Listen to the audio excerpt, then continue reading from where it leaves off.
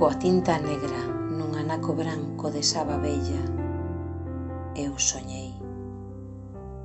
Soñei naquel anaco branco na procura da súa peza enteira. E baixo a sombra dun árbore senlleira, ceibe do ar e dos seus ventos, escrava das trevas do tempo, fun viaxeira de días enteiros.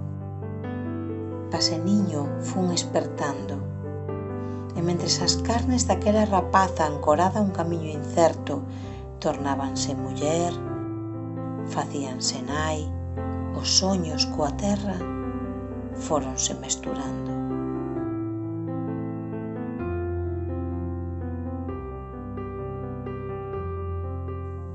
Hoxe xa non quedan anacos brancos de sabas vellas, só cores en lenzos sen nome, só ollos abertos, sendeiros que hai tempo deixaron de ser forasteiros.